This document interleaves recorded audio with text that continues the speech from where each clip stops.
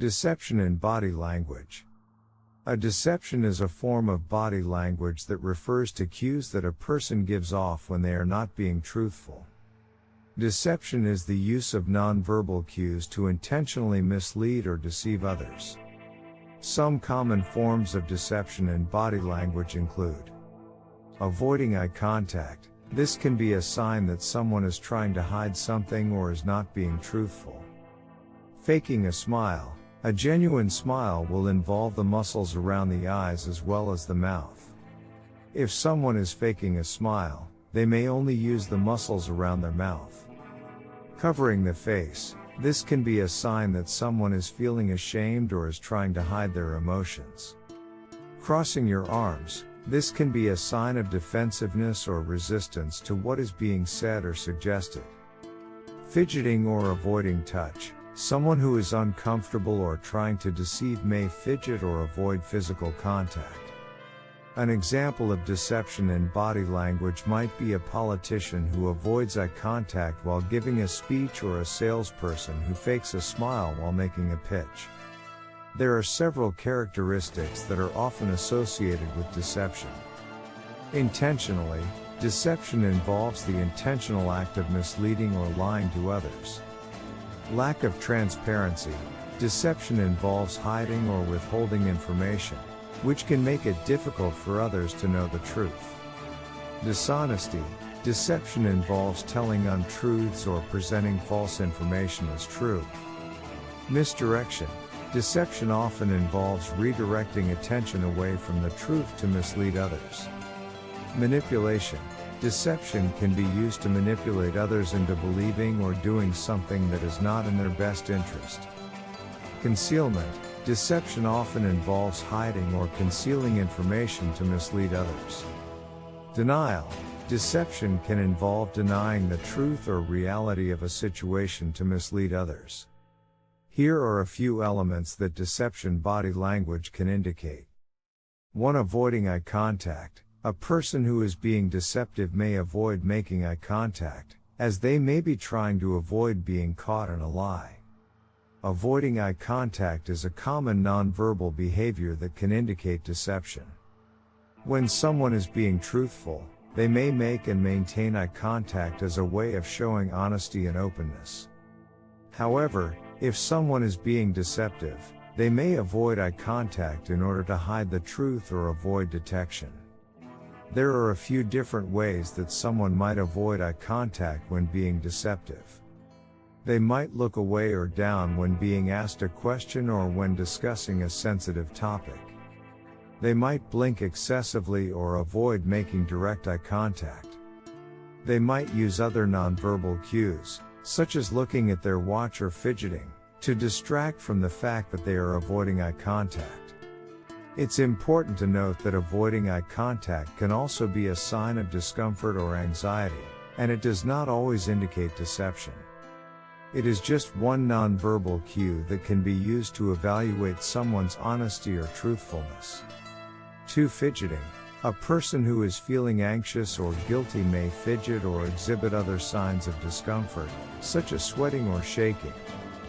Fidgeting is a nonverbal behavior that involves making small, nervous movements, such as fiddling with one's hands, shifting in one's seat, or tapping one's feet.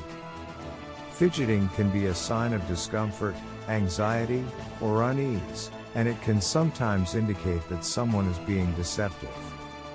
For example, imagine that you are in a job interview and the interviewer asks you about a gap in your employment history. If you are telling the truth, you may be able to calmly and confidently answer the question. However, if you are being deceptive and trying to hide the fact that you were fired from your last job, you may feel anxious and uncomfortable. As a result, you might start fidgeting, such as playing with your hands or shifting in your seat, as a way of coping with that discomfort. It's important to note that fidgeting is not always a sign of deception. People may also fidget due to boredom, anxiety, or other reasons. It is just one nonverbal cue that can be used to evaluate someone's honesty or truthfulness. 3. Crossed arms. A person who is feeling defensive or closed off may cross their arms, which can be a sign of deception. 4. Lack of emotion. A person who is being deceptive may try to mask their emotions, and their facial expressions may appear flat or insincere. In deception, a lack of emotions can be a sign that someone is hiding their true feelings or trying to deceive others. Please subscribe our channel if you want more videos like this. Press the bell icon. For example, imagine that a friend asks you how you feel about a recent breakup. If you are being truthful, you might show your emotions through your facial expressions, such as looking sad or upset. However, if you are trying to deceive your friend and hide the fact that you are relieved about the breakup, you might try to suppress your emotions and appear neutral or unemotional. A lack of emotions can also be a sign that someone is hiding their true intentions or trying to manipulate others. For example, a salesperson might try to appear unemotional while making a pitch to seem more credible or trustworthy. It's important to note that a lack of emotions is not always a sign of deception. People may also appear unemotional due to cultural differences, personal style, or other reasons. It is just one nonverbal cue that can be used to evaluate someone's honesty or truthfulness.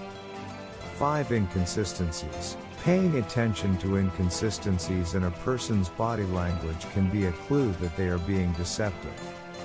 For example, if their words and actions do not match, it may be a sign that they are not telling the truth. 6. Context. It is important to consider the context in which deception is suspected.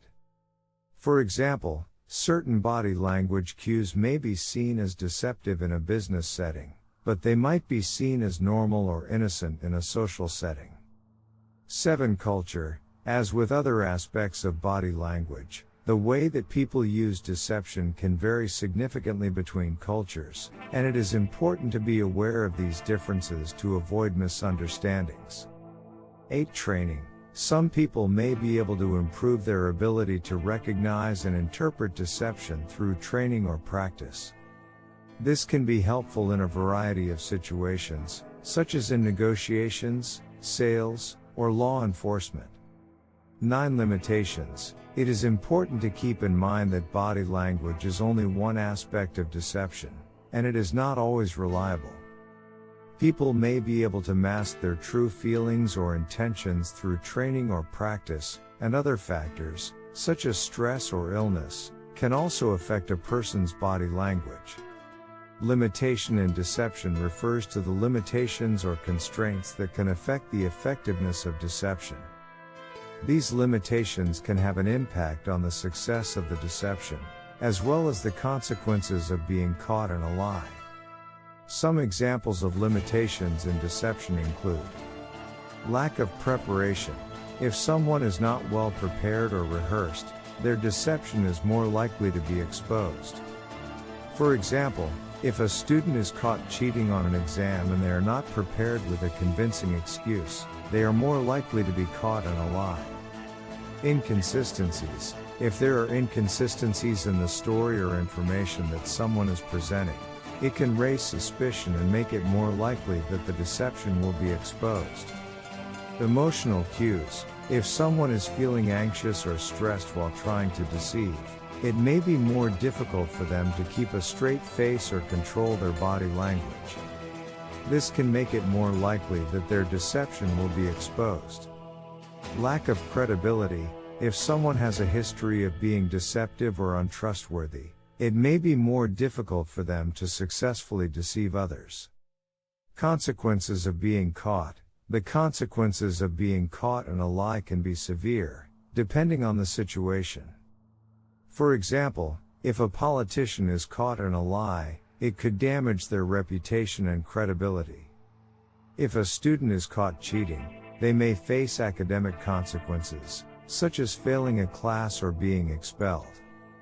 10. Ethical considerations. It is important to be ethical when it comes to detecting deception, and to avoid making assumptions or accusations without sufficient evidence. In some cases, it may be necessary to seek the help of a professional, such as a polygraph examiner or a trainer.